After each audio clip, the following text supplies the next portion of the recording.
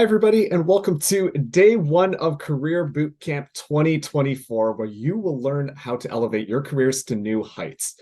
Please note that this session will be offered in English and French simultaneously. To view the French session, please return to the Zoom lobby and join in on the French version. Of course, the content will be a little bit different, but generally speaking, we will be more or less following the same idea. I would like to begin by acknowledging that I'm here on the traditional unceded territory of the Mississaugas of the Credit. Mississaugas people have lived on this land since time immemorial, and I encourage all of you to acknowledge the land you're on as well. Okay, so if this is your first time kind of coming in here to Career Bootcamp, well, this is the largest conference in the GC, and the only goal is really to support you on your career journey. As we move through today's session, please share any questions by using the Q&A button in the language of your choice. Of course, because we're at that era of technology, you can use the like button and kind of thumbs up some of those questions. So that way we have an idea on what some of the more pertinent questions are, especially too when we move into that Q&A section. As with all FYN sessions, the session is going to be recorded, so you can go back and check out the recordings and insights at a later date. In addition to the recordings on our YouTube channel, we are offering another way to learn this year, a podcast series of the Career Bootcamp sessions. After everything is done, the podcasts are going to be made available on Spotify and Apple Podcasts. We'd also like to note that the PowerPoint presentations for each of these sessions is included on our wiki page so that you can feel free to follow along at your own rate and to improve your learning experience, really. Also, all the resources shared during the session will be added to our wiki page under resources, so feel free to check that out afterwards in order to make sure that you've got a grasp on everything that is really going on here. And so with that, my name is Marcus, and I will be your moderator for this session. A little bit about me. I'm an epidemiologist at the Public Health Agency of Canada.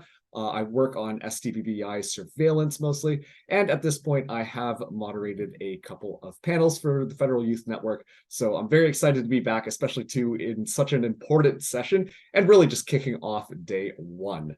Of course, if you are just listening into this, I have dark hair, I'm Asian ethnicity, I am a male, and I am wearing a lovely gray cardigan. So that way you have a little bit of an idea on what I look like. Now, before we get in and introduce our esteemed panel, let's go in and start out with a couple of polling questions just to get an idea at people's familiarity and also just an idea on who is really watching this session. So the first question should launch with how long have you been a public servant for? And the options are going to be less than 1 year, 1 to 3 years, 4 to 6 years, 7 to 10 years, more than 10 years, and you are not a public servant and you're just kind of coming in and taking a look. The second question there is, in your opinion, what is the most impactful experience in an employee's career? Looking for a new job, onboarding, accommodation and well-being support, timely and accurate pay, leave for life events, learning and development, performance management, career planning and progression, support with conflict resolution, or retirement planning. So at this point, should see the little poll thing pop up for Zoom. Please just take a minute about so you can answer that question. And then once we've got that all kind of put together, we can take a look at the answers there.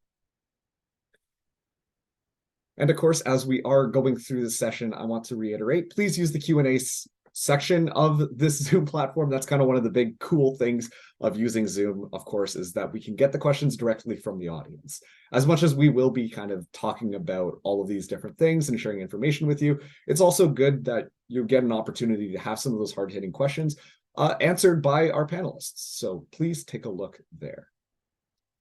We're going to be going over the learning objectives quickly here, which is basically we're going to be introducing the concept of employee experience and research. We're going to be sharing insights and pain points identified in the 15 key moments that matter. We're going to explore the challenges employees may face in their journey and emphasize the ongoing work to create a better employee experience. And of course, we're going to equip new employees with practical strategies and available resources to take control of their own experiences, addressing those identified pain points. Alrighty, and now let's close down the poll. Let's take a look at the results here. It does appear that quite a few of the attendees here, 42% of them have only been here for 1 to 3 years, and actually the second highest is 28% with less than 1 year. I'm an epi, so I love these types of numbers and statistics.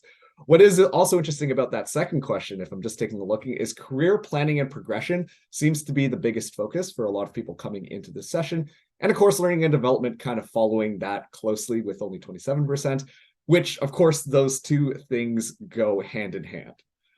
At this point, now that you've got an idea what this panel is really going to be about, just do a little bit of a self-check-in. How much do you already know about this topic? Are you coming in here fresh? Do you have a little bit of experience? A lot of people 1 to 3 years. You know what's kind of going on here and you're just looking to learn more. This is a great opportunity for yourself really to be able to, check in, see where you're coming in at.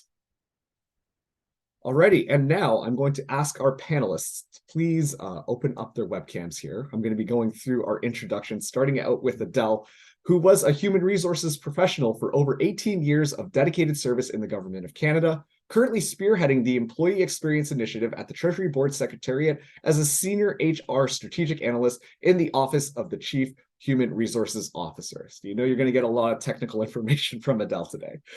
Drawing upon her extensive operational HR background in the public service, Adele is committed to crafting an exceptional employee experience for Government of Canada employees while fostering a forward-thinking approach. Driven by passion for innovation and collaboration, Adele is dedicated to shaping the future of HR, actively driving positive change and continuous improvement. Her leadership continues to contribute to the ongoing evolution of human resources within the Government of Canada.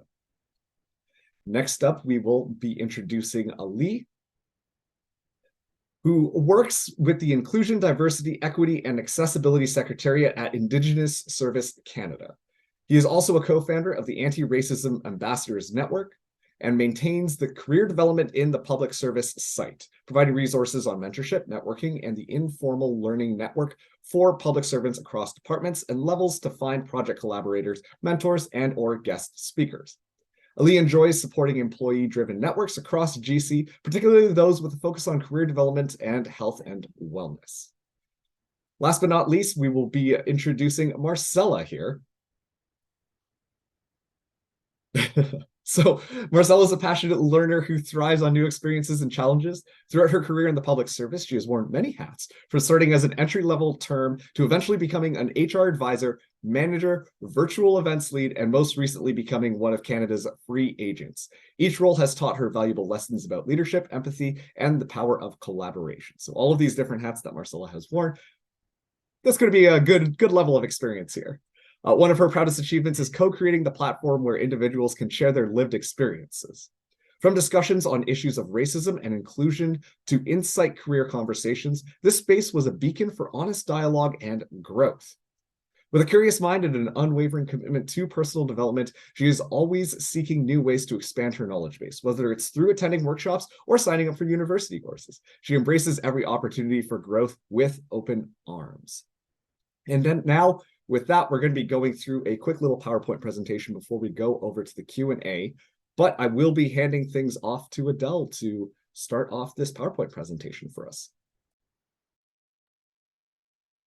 Thank you, Marcus, for the warm introductions, and a heartfelt thanks to the Career Bootcamp team for inviting me to be a part of this engaging event. I'm genuinely thrilled to be here to share insights on the Employee Experience Initiative.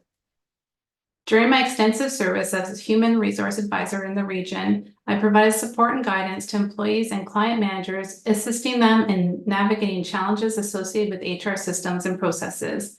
Drawing from my own personal experiences, I could relate to the difficulties many of them faced. This understanding has fueled my commitment to work towards enhancing their experience. Since 2021, our dedicated team at the Office of the Chief Human Resource Officer at TVS has been championing the initiative for an enhanced employee experience with HR in the Government of Canada. Our collective goal is to lead a path towards a more positive employee experience landscape. Without further delays, let's dive in and explore the ways in which Employee Experience Initiative can shape a brighter future for all of us. Imagine your work life like an exciting journey, full of surprises and meaningful moments. That's what we call employee experience. It covers everything from how you feel and think to what you need and why you do what you do at work. In today's world, employees expect their experience with HR to be as smooth and positive, just like their interactions as consumers. But interestingly, this experience can differ across departments, even though we follow similar policies.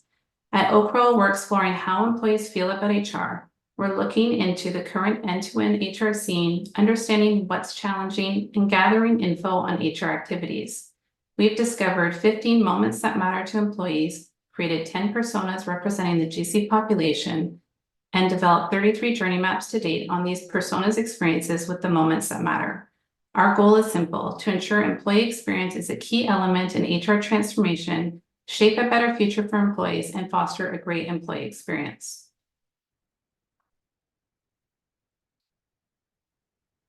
At every stage of an employee's journey, each moment is significant. These unique journeys weave through diverse interconnected experiences and crucial moments that matter, collectively shaping a rich and distinctive employee experience. Through our workshops, we've gained valuable insights into what truly matters to our employees, and as a result, have identified 15 moments that matter. These moments encompass crucial aspects such as looking for a new job, recruiting and staffing, onboarding, accommodation and well-being, timely and accurate pay, reporting time and allowances, accessing my personal information, leave for life events, learning and development, performance management, career planning and progression, updating terms and conditions of employment, and support with conflict resolution. These moments extend even further to resignation or termination and retirement planning and getting that first pension check. Our commitment to understanding these crucial moments is an ongoing journey. As policies, culture, processes, technology, and services change, we understand that these moments that matter in our careers will also evolve. This is why we aim to keep this information evergreen, and your feedback is vital in guiding us through this evolution.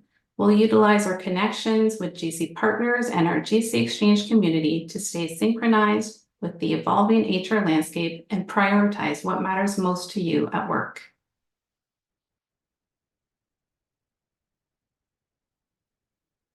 Having delved into the moments that matter to our employees, let's now turn our attention to the personas, where real stories begin to unfold and unique challenges come to light. Personas are fictional but relatable representation of a group of employees. They showcase the challenges, personality traits, and emotional responses of employees as they interact with HR systems and services.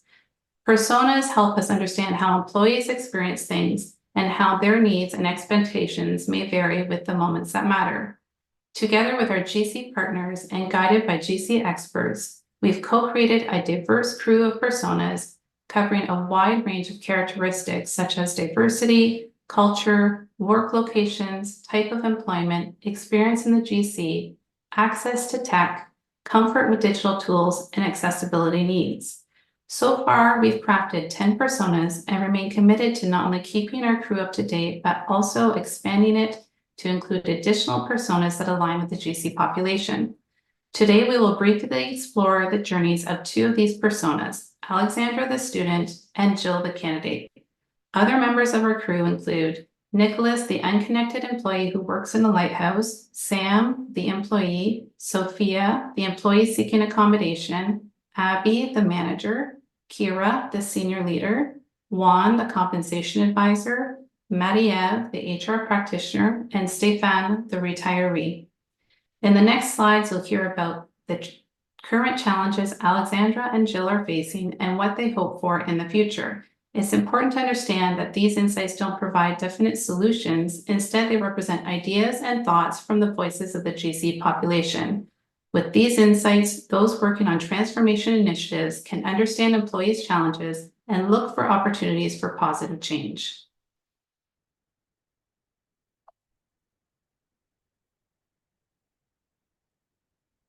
Let's take a glimpse into Alexandra's journey looking for a new job. Alexandra is a 22-year-old student residing in Ottawa, and she has been part of the GC for 5 months. She's passionate about contributing to research, seeking career growth, and finding mentorship opportunities.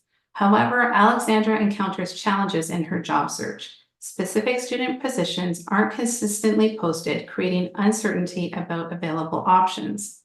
Tailoring applications for multiple roles proves to be difficult, as all the job requests go into one pot, further hindering her ability to find specific roles she may be interested in. Slow processes led Alexandra to accept a different job than the one she was hoping for. She was further disappointed when there were delays in receiving her letter of offer, which resulted in her having a shorter contract. To improve Alexandra's experience, she envisions a future where she effortlessly discovers a variety of jobs, can tailor her application with ease, is well informed about the process steps, and can conveniently submit required documents through a centralized portal.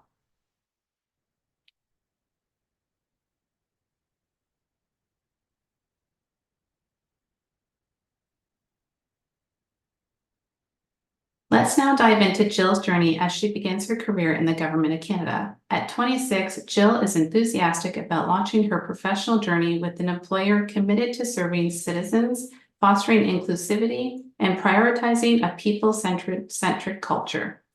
Jill is excited to start her new job, but sadly is already facing challenges during onboarding. Inconsistent processes lead to confusion, while integration gaps with areas like security, IT, and accommodations create hurdles. Limited access to information and a lack of support further diminishes her onboarding experience. Jill envisions a future where her personal and career-related data seamlessly travels with her, even if she changes roles or organizations. She dreams of receiving prompt notifications throughout the onboarding process for a seamless transition. Jill also hopes for ongoing peer support during the onboarding period and envisions an integrated journey that incorporates learning, performance management, and career development information. Analyzing the hurdles faced by Jill and Alexandra offers valuable insights to enhance the onboarding experience and improve the job-seeking process.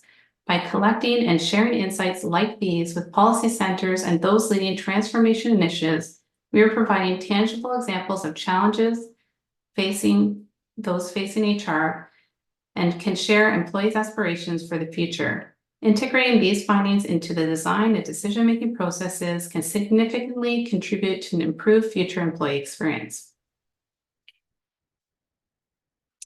If you would like to learn more about the Employee Experience Initiative or explore our crew of personas and journey maps further, we encourage you to connect with us on GC Exchange. Join our community, engage in the conversation, and contribute your insights to shape an improved employee experience with HR at the Government of Canada. I'll now pass the floor to Ali and Marcella, who'll delve into practical ways you can enhance your experience today by addressing some of the current challenges associated with the moments that matter.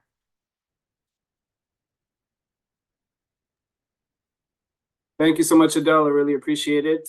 So my name is Ali Khan, and I'm just going to be covering this slide on the circle of control, which talks about what we can do and what we should focus on in our federal career. So it starts off on the green circle, the one in the center, which is the sphere of control that we have. This is the smallest circle, and it represents different aspects of our life where we have direct control. So this is the sphere where we can affect the most change that we could potentially have in relation to the other spheres in this diagram. This sphere symbolizes areas we could take meaningful action and make a positive difference, and this is where we really should focus our energies. Within this sphere are our thoughts, emotions, interpretations, reactions, and actions to different situations that happen in life. And these are the things that we have complete control over. The second sphere of influence, that is a bit of a gray area. So that includes other people's actions, other people's feelings and opinions of us, the weather, the economy, random events in life. These are things that we should not spend too much time and energy on because these are things that we don't have that much control over. In fact, this is an area where we may or may not have power to kind of extend our influence. And it's an area where we can certainly try to effect change, but just be cautious because it's an area where we can control our efforts, but we cannot control the outcomes. And the third outermost area is literally everything else, right? So everything that encompasses a broad range of external factors, challenges, and circumstances that are beyond both our control and our influence. So these could be events that happen around the world. Now, for the first two spheres, those are the ones that we encourage you all to kind of focus on in your journeys. And the Federal Youth Network has a lot of resources, particularly for the sphere of control. There are on the GC Collab site for the Federal Youth Network resources related to mentorship groups, to Facebook groups, and departmental networks that employees can join and leverage to advance their careers and increase some of their proficiencies within their sphere of control.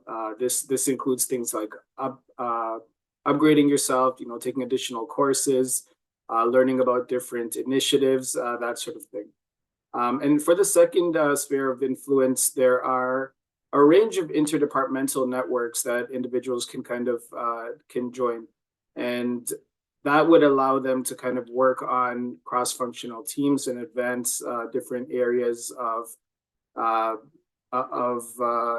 different priorities in our workplace, things related to diversity or equity.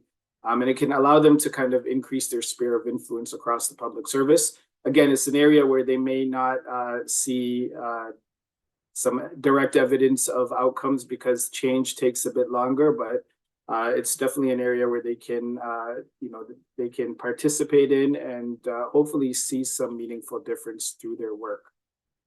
That's it for me. I'll pass it over to Marcella. Hello, everyone.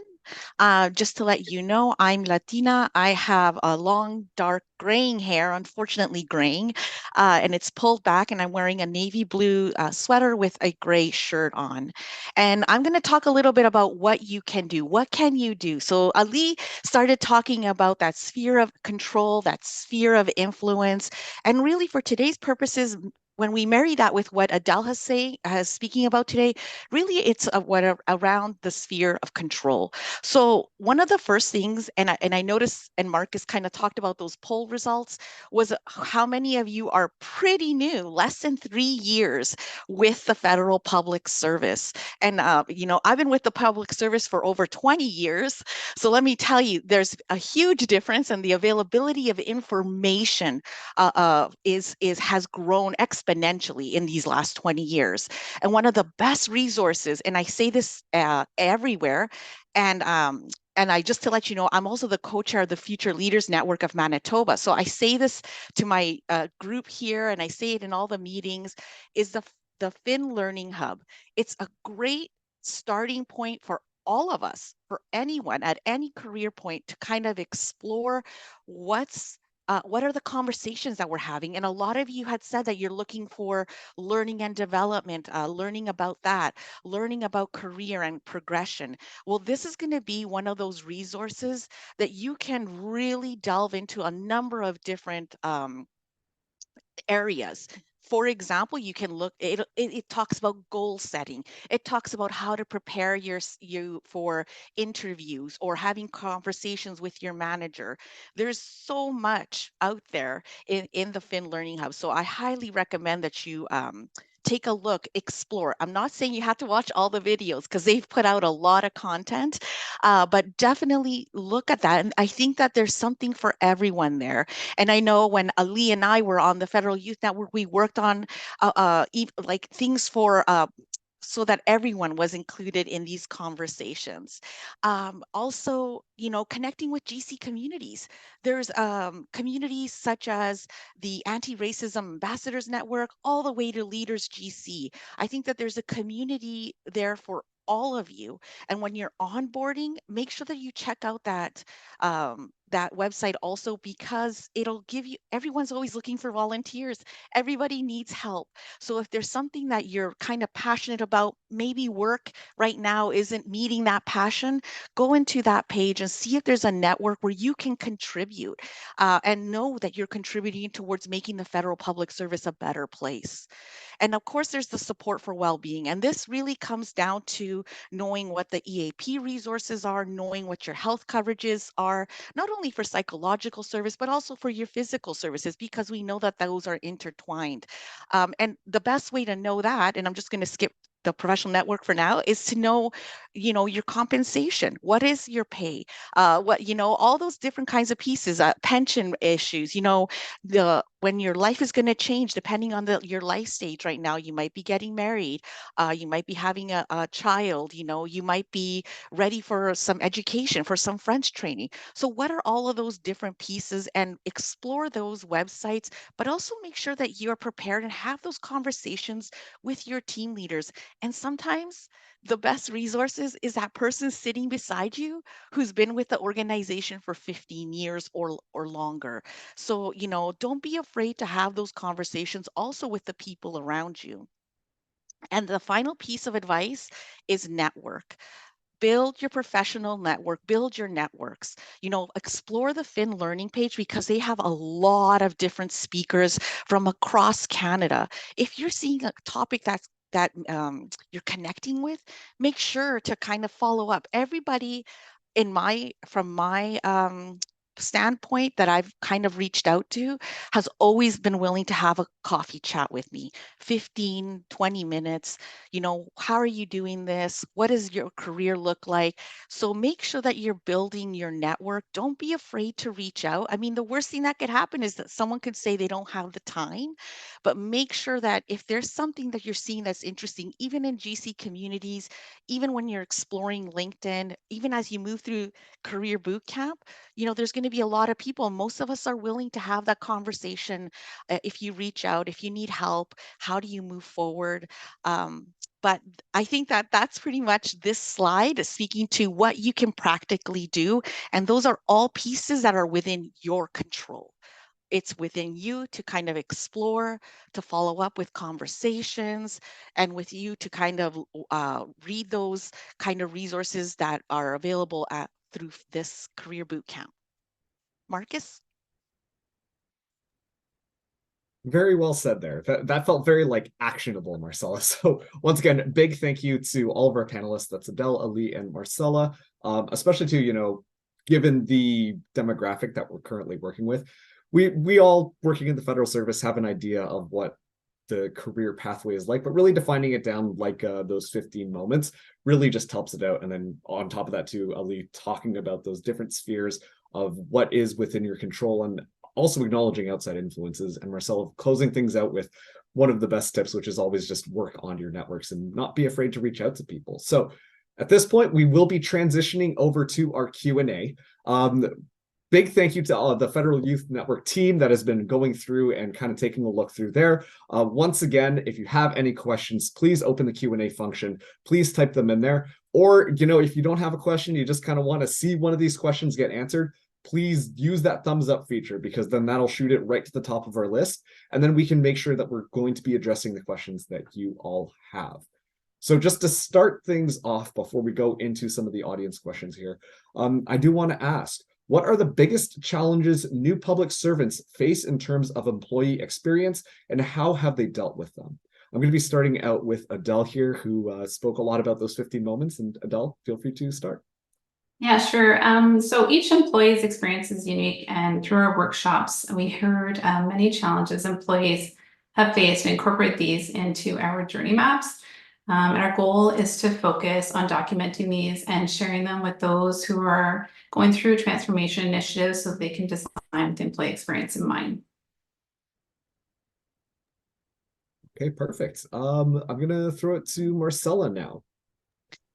Sure. I thought a little bit about this, Marcus, and I thought that probably the biggest challenge for when you're new, doesn't matter your age, when you're new to the public service, is really knowing the possibilities. I remember when I started as a term employee at a CRA, I just didn't know what was possible with the federal public service. I didn't know that there was, these cool jobs with the Federal Youth Network. I didn't know about the free agent program. And there's so much. So that would be the biggest challenge. But I think things like today, things like that Fin resource page that I shared with you, and things like LinkedIn, just do some of that exploration. Take that time to kind of explore what's out there. Look at Canada, like the Government of Canada's website pages. There's GEDs, do some exploring around some of that, because there is a lot of different jobs. And I think that sometimes we kind of get stuck in that thinking that, oh, this is going to be, my job for the next 20 years. It doesn't have to be. It can be as interesting. I think a lot of as interesting as you want it to be, not in every case. I do recognize that, but just knowing the possibilities out there is probably the biggest challenge. Thank you, Marcella. Kind of be aware. Don't go flinging my headphones around, but just understand all of the information that is kind of out there. And last but not least, Elite. Yeah, it's a great question. I mean, I would echo what my colleagues have said, and also add that really important to kind of understand how government works, and the fact that we're not just like a small cog in our local department or agency, but we're part of the largest employer in the country. So understanding how departments work, how hiring happens in the public service, different kind of trends that happen in terms of hiring. Is critical. Reading departmental mandate letters, reading notices from the clerk will give you that kind of perspective as well. Also, joining departmental networks is critical. There's most departments have quite a few employee resource groups to join, and of course, joining interdepartmental networks will give you that perspective as a newer employee of kind of what's happening across the public service, and it'll allow you to kind of potentially merge your personal interests with the workplace by allowing you to join networks that support a wide array of different initiatives, from things like data to equity and everything in between. There's a ton of other resources. I know we've been plugging the Federal Youth Network Learning Hub. If you check out the Federal Youth Network's YouTube page, which you should have resources for on the Learning Hub, you're going to access a ton of videos with various experts in hiring and retention and promotion and various other areas of your career that you can learn from. So check those out. And yeah, there's a lot of possibilities, but it could be a bit daunting when you're new, especially when you may hear a few comments from certain leaders. I saw some comments about discouraging people from applying and things like that. It's really good to kind of broaden your perspectives and join as many other kinds of groups and networks as you can, so you are not limited to some of the perspectives that are out there, but have a more robust viewpoint. And the last thing I would add is look towards getting a mentor. And there's a ton of resources. There's the GC Mentorship Network, and there's a human library on GC Collab Wiki that has the contact information of a lot of senior leaders that you can kind of reach out to for insights. So those are some of the ways that newer public servant can get a bit more engaged in public service. Thank you. Okay, perfect. Thank you, three. I think the big summary takeaway from everybody who's talking here is that the resources are out there and people are willing to help out. I mean, that's the whole reason why these 15 moments are getting put together. That's why we've got all of these networks. That's why we're doing these types of things. And that's why you're also attending this session as well. Hopefully to get familiarized yourself with some of the things that are out there to hopefully just improve your wealth of knowledge regarding employment. So at this point, we are going to be taking a look at some of the audience Q&As. And once again, thank you to everybody who has been thumbsing up some questions here. And so the one that is flying to the top, and on top of that too, it makes sense given the people who are attending here, is the question about pools and struggling to get past pools in the job search. Are there any resources that some of these people can kind of take a look at or have an idea about that might actually strengthen their application in the pool? And also too, maybe a quick definition as to what a pool is and how that works. We're going to start with Marcelo this time. Okay, I don't know the actual formal definition, but a pool, I don't know, Adele, if you can, I'm going to look to you for a head nod. If you can, okay, you can do that part, but how to strengthen your application process. I think really the fact that you're in so many different pools, it's a bit of a number game, to be honest with you. And I was a term for a long time, for a number of years, about 5 actually. So it's great that you're already in pools, and I think that what you're doing is already a step in the right direction. But in order to strengthen your application, I think that you're already making it in. It's just whether how it really depends on the need of the departments, right? So I don't think I have any specific pieces to give. I know that Finn has talked about like job applications, but it sounds like you're already doing all the right things. And so, Adele, I don't know if you have any more specifics that you could add. I mean, I guess when you're applying to a pool, just make sure that you're providing a lot of information with regards to the essential qualifications that are being requested. And don't self-screen yourself out of a pool. Apply to the pool and let them screen you out of the process. But yeah, it does sound like if you're in a pool already, you're doing what you need to be doing. There's other the other panelists have mentioned, there are other avenues and networks that are available that you could also utilize to try and help promote yourself a little bit more. I know that some organizations have used LinkedIn, and there are some GC Connects pages designated to helping people find deployment opportunities and that sort of thing. So, and again, reach out and grow your network and talk to people, because you never know what's out there. Thank you. And Adele, for some of those newer employees, do you mind just kind of quickly mentioning what a pool is? Yeah, a pool is something that that organizations can utilize to kind of do basically like a mass application process. So if an organization is looking to hire multiple clerks, for example, they may post one process that multiple managers will be able to pull from. So when you apply to that one process, your name can be put in and managers can then find you in there. So you can qualify into that process, and then you can be pulled from for multiple different managers rather than running unique processes. And that process is called a pool process. Okay, perfect. Thank you. If anybody has any follow-up questions regarding pools, then once again, Q&A, that's your spot right now. Just make sure that you ask that. And if it goes up there, then we'll make sure to talk more about pools. But the next question that I am going to be posing here is, what opportunities exist for collaboration and exploration with other departments and federal organizations so that new employees may see what's out there and gain more experience? And Ali, I am going to let you start this one off. Thank you. I would encourage you, if you're interested in, for example, equity and diversity, accessibility, those types of areas, consider Googling GC Diversity Networks. It'll provide you with a pretty in-depth idea as to the main interdepartmental networks in the public service and many of the departmental ones as well, and the work that they're doing towards reconciliation, towards advancing, equity and inclusion in the public service. And it's so important for individuals to consider joining these groups. First and foremost, they need the support, but more importantly, what it allows people to do is gain relevant and build relevant public service experience that they can leverage in future job applications. And so, if you're working in a call center out east and you don't have many opportunities for advancement there, and you want to get into communications, well, you can join one of these networks and support their communications branch and end up, writing communications for national products.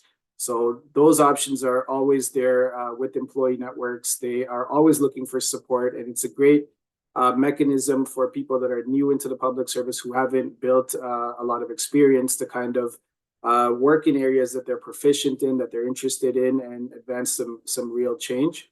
And yeah, so a lot of opportunities. Check out those links. And there's also there's another site called GC Communities, which you should also be able to Google. And that site will provide you with a nice list of various networks that work in digital, that work in AI, data, a wide variety of areas that if you're interested in any of those topics, you can join and start contributing with these groups, and then meet people that share similar interests, and they could then guide you in terms of your career journey as well.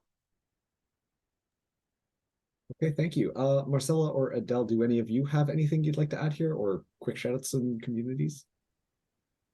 Okay, I'm seeing both of you shake your heads. No worries there. We're going to be moving on to our next question then, which is this is an interesting one here. Is it considered normal to discuss other opportunities and moving on with your manager? I'm coming from the private sector where you usually keep your plans pretty close to your chest. Is there a different culture around career progress and looking for other jobs within the GC? And I'm going to let Marcella start us out. Sure. I think that really depends on your relationship with your manager. But for the most part, for myself, I've kind of always been pretty open with my team leaders, my managers, with colleagues if I'm looking for different opportunities. Even early on, even within the organization itself, I said I had started with the CRA. I was always looking for opportunities like to move up in the organization. So in order to do that, I have to talk to my manager, right? I have to kind of let them know, hey, I'd like to be a resource officer. And so if there's any opportunities or if there's an acting or if there's anything that you think I should, you know, um, a competency that I have to, at the time they were competencies that I had to build or work on or get better at. So I really do have to have those conversations, and I think that for the most part you do have to have that conversation, even if it's within the organization. Now if it's outside of the organization, I'm going to tell you honestly, it depends on your relationship with your manager, but for my part, I've always been quite open, and I've moved into different departments and I've been okay at doing that and having those conversations. Thank you, Marcella. Adele, Ali, any other comments you'd like to add? Yeah, I would just say, especially if you're new to the public service, I'd say for sure you want to have those conversations with your manager. From an HR point of view, working with client managers for many years, it's not unheard of that, management will talk to HR about HR planning. And, we know that those entry level type positions are positions that typically turn over quite quickly because people are looking to progress in their career. So management's very much aware that, they'll fill those positions, but they'll be filling them quite regularly because often people come in and use those as a stepping stone to then, move onward and upward. And that's what we want to do. We want to fill the gaps and we want to be able to retain people. So I would say definitely have those conversations, and, your career progression planning discussions typically happen during, the PMA season. We're talking about learning, we're talking about progression, your aspirations, that sort of thing that management wants to be aware of so they can also plan to backfill. Perfect. And Ali, do you have any thoughts about this? No, I mean, I think Marcel and Adele said everything perfectly. All right, perfect. Just to kind of throw my own experience out there, I think it is important too. As a still relatively new employee, I've only been here for 3 years now. Having those conversations, kind of like what Marcella and Adele said, it helps you get an idea on what is available and also states your intention clearly in being able to do there, because people do want to help out and these networks exist for a reason, to kind of help further career process. And it does make the HR process easier when everyone's kind of on the same page there. Okay, so with that, we're going to be moving on to our next question, which you'll just have to wait 1 second because the Zoom chat is not cooperating with me totally. But this one is, do you have any advice for the information overload? There seems to be information everywhere, and it's hard to identify a one-stop shop for orientation information. And I'm going to ask Adele to start off this question. I'm trying to think of where to start with this. I'm not sure if one of the other panelists has any ideas where to start with this one. I mean, I would, for HR type related information, especially if you're looking for a job, I would start at looking for the careers that are posted on jobs at GC.ca. It'd probably be the best spot to start looking. Not sure if Marcella or Ali have anything else that they wanted to add in there. I'm being completely honest. It's not because I was with Finn and not because I'm on this panel, but honestly, the Federal Youth Network Hub will have links to the jobs.gc.ca. It has links to all the regional networks. I mentioned the Future Leaders Network of Manitoba, but there's also the Future Leaders of Ontario. Each of the provinces has their own kind of a youth network networks. So I think that that's probably your one-stop shop. Like if you're seriously looking for a place to really begin this kind of career exploration, this is where you want to do it because it links to GC communities. It links to other types of networks. It has the links to their videos. So it really is a good place. Now, if you're looking for some more information about learning, that is a good place, but you also have the Canada School of Public Service. So those are, but I think that as a one-stop shop, if I was like being overwhelmed with all this information, that's a place to kind of start exploring and then diving deeper into the topics that you are interested in. Thank you. Ali, do you have any input? Yeah, I mean, it's a great question because it's been a huge pain point for us in the public service, particularly people that are involved in any kind of engagement work. We have just so many different options, which are not entirely great themselves in terms of where information is kept. So there's GC Collab, there's GC Connects, there's GC Exchange, and each of those resources have different strengths and benefits. And they all contain a lot of really great, useful information. So we unfortunately, we've dropped the ball a little bit in terms of having one-stop shop for everything. But to echo what Marcel said, the Federal Youth Network page, I would say, is a great starting point, just because of how it branches off to all the other different sites. But I would also encourage you to check out the young professional networks, both within your departments along with GC students. They have a lot of excellent resources for folks that are starting out. And the last thing is that the Federal Youth Network YouTube videos, you'll find a lot of information on a lot of the issues being covered in the questions, from systemic discrimination issues in hiring and retention to different kind of advice and guidance related videos on how to progress in your career. So I encourage you to check those out. Thank you. Okay, thank you so much. So we're going to be just doing one last question. I know we're almost at the end of this panel already, but this is going to be one that's going to tie us back around here, which is how can new federal public servants proactively contribute to improving employee experience within the government of Canada? And Adele, as our resident expert of the employee experience, why don't you start us off? Yeah, so if anybody's interested in contributing to the Employee Experience Initiative, I welcome you to come find us on GC Exchange, join our community, and promote this initiative to your colleagues. We'd love to have our community grow. We're just starting out, so the more people that can join, the better. We're hoping to use our community to help improve the insights that we're getting on employee experience, so that we can filter that information up at an enterprise level and make some big changes on employee experience going forward. Okay, thank you. And I guess just a little bit more generally, Marcella or Ali, do you have any input on that? I'll go. So, I mean, I love this question, and it really ties into how can we expand between the sphere of control and move towards a sphere of influence, right? So just because you're a new public servant doesn't mean that you cannot make a significant change within the GOC. So, thank you for thinking in that direction. There's a lot of issues around the way we do hiring, retention, and promotion. There's widespread systemic inequities. When we look at equity and equity seeking groups, they do not all have the same outcomes when they go through our processes. And our processes themselves have to follow specific inclusive guidelines that are set by the PSC.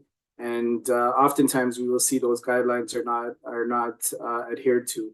But there's different areas that employers should be focused on when they're creating, for example, job processes. There's things they can do in terms of expanding the geographical area to increase representation and diversity. There's things they can do in terms of the educational backgrounds that they require, because oftentimes those will create systemic barriers for various groups as well.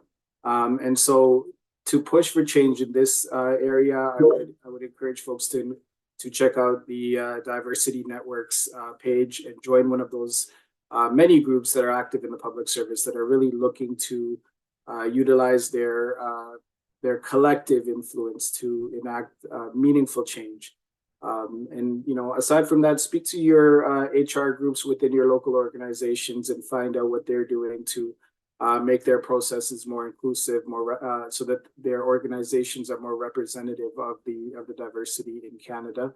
And speak to your senior leaders and see how you can kind of contribute to a more equitable public service that will allow for new public servants to really flourish and really climb in their careers and not face some of the same barriers that many of us have had to contend with.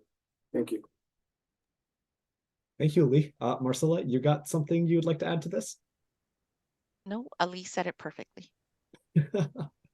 Okay, perfect. So just taking a look at the time, making sure that we want to end at an appropriate time. I'm just going to go through once again for any closing remarks or any resources or pages that each one of you would like to let people be aware of, kind of as that final closing thought here. And I'm just going to do it in order of the presentations. So Adele, starting with you first.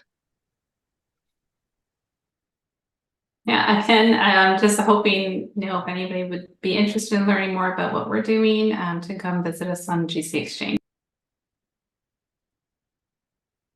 Okay, perfect. And then moving over to Ali. Yeah, no, thank you all for joining us. I hope you all enjoyed this session, and I hope you take advantage of some of the many resources that we talked about today, specifically all of those that are linked with the Federal Youth Network's GC Collab page. And as I said, I would encourage you all to join as many interdepartmental and departmental networks as you can, and really look to kind of expand your circle of control, get involved in work that is of influence, and try to be part of the change movement in the public service to create a more equitable and barrier-free government of Canada. Thank you so much for joining us today. Okay, thank you. And Marcella? I echo everything that Ali and Adele have said. There are a couple questions about age, about the 40s and being older. The best experiences came to me in my mid-career. So don't let that be a barrier to you. Keep looking for opportunities. Be open to opportunities. Be open to networking. You can do it from home. You can still do it from home. Just check out those different communities and networks that exist. That's probably the biggest takeaway I can give you, because that's going to open doors for you, not only for better opportunities, but for what Ali is saying, to be a change agent within the federal public service. Okay, perfect. I want to give a huge thank you to our panelists, Adele, Ali, and Marcella, for spending their time walking through some of these PowerPoint presentations and then answering some of the questions here. Once again, a lot of information being shared and a lot of resources being shared as well. If you take a look at the Zoom chat here, of course, everything that we're mentioning is going to be on the wiki page. So, we threw out a lot of information. And if you're curious about any of that, maybe you're feeling a little bit overwhelmed, that would be an excellent place to kind of start in getting to familiarize yourself with some of the things that have been going on.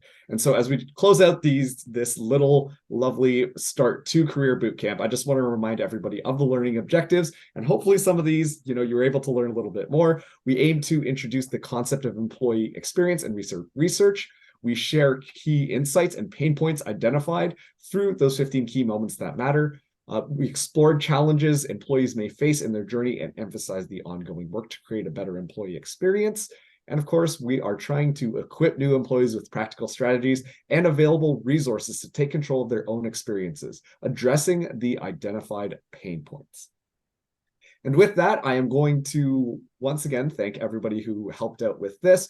We are going to be ending out this session. Of course, all of the social media stuff there. There's a lovely QR code on your screen if you just want to scan that on your phone. We do have one final polling question, which should be pretty easy. I'm sure all of you will be able to answer this one, which was this session a good use of your time? Of course, this is just an easy way for us to identify what is going to be good and, making sure that we are providing what is going to be important for people to be able to learn from. While you're just answering that, I just want to remind everybody that in addition to this afternoon's session, we will be discussing navigating the path to becoming indeterminate at 2:30 p.m. EST. So that is just within half an hour. And let me tell you, that is going to be an interesting one.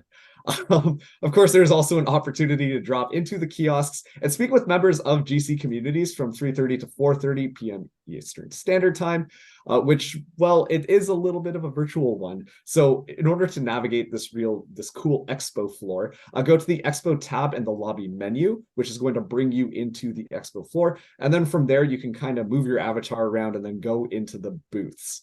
Inside the booths, you will see a description of the GC community and a little bit of a logo. You will also see that there is a meeting space that basically is just going to be a Zoom meeting with someone from the GC community coming in there to represent what is going on.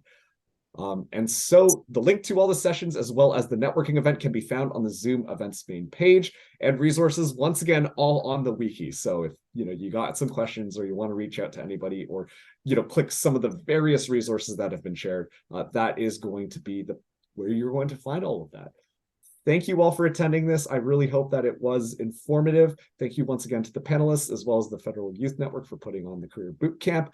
And I hope you have a wonderful rest of your day. Bye, everybody.